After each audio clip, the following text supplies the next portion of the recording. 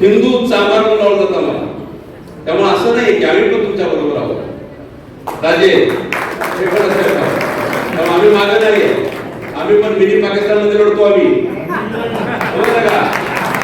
आणि 4 वेळा आम्ही घेणार चौकार मारलाय. मगाशी तुम्ही हाडरी झाली म्हणला, चुकीचं म्हणला, पण तिथं चौकार मारलाय आम्ही.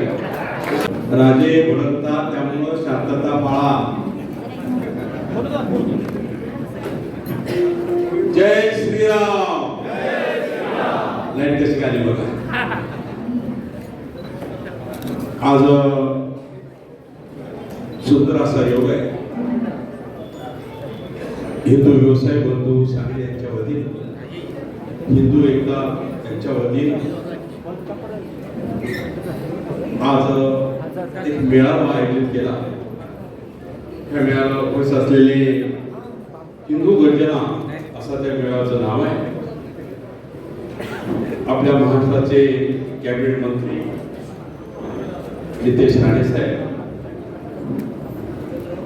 ज्यांनी हा कार्यक्रम आयोजित केला ते आपले आमदार नितीन राजे शिंदे, माजी आमदार दिनकर दादा पाटील, भाजप प्रदेश उपाध्यक्ष शेखर इनामदार, गीताताई केळकर, शिवसेना जिल्हा प्रमुख महेंद्र चंडाळे, ज्येष्ठ मार्गदर्शक मोहन काका सारडा, माजी महापौर श्रीताई खोर, माजी उपमहापौर युवराज कोरेकर, माजी स्थायी समिती सभापती निरंजन आवटी, भाजप महिला मोर्चा जिल्हाध्यक्ष गीतांजली ताई.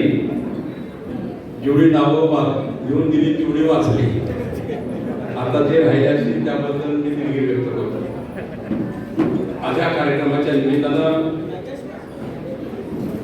जे हृदयात आहे त्याला चालना देण्यासाठी, त्याला जागृत करण्यासाठी हा मेळावा निश्चितच उपयोगी पडेल.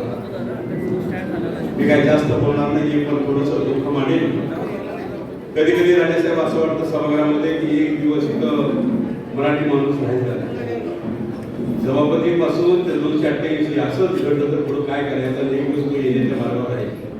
त्यामुळं आपल्याला कंट्रोलमध्ये राहायला पाहिजे. तुम्ही जे म्हणता त्याच्याबरोबर आम्ही सगळी जनता तुमच्या बरोबर आहे. त्यावर चिंता मागली विधानसभा झाली, लोकसभेला आपल्याला निसटता विजय गेला, थोडंसं पराजय झालो, काही पर्सेंटमध्ये मतदान कमी पडलं आपल्याला. पण ज्या वेळेला विधानसभा चालू झाली त्यावेळी फटक येतो फटक ये, एक साथ रहोगे तर टिकोगे, ह्या नाऱ्यावरती सगळा हिंदू जागृत झाला आणि विधानसभेचा रिझल्ट भरभराटीने भरला.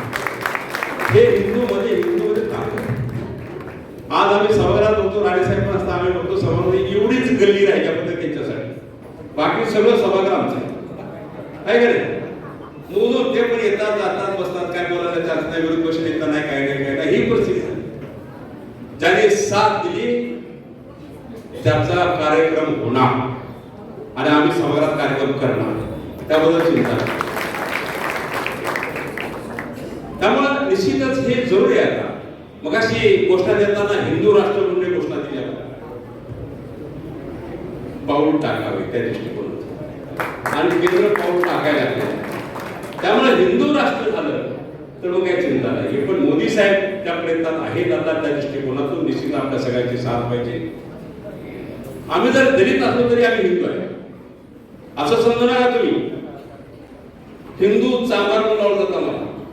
त्यामुळे असं नाही की आम्ही पण तुमच्या बरोबर आहोत राजे, हे पण असं त्यामुळे आम्ही मागे नाही, आम्ही पण मिनी पाकिस्तानमध्ये लढतो आम्ही, बरोबर का?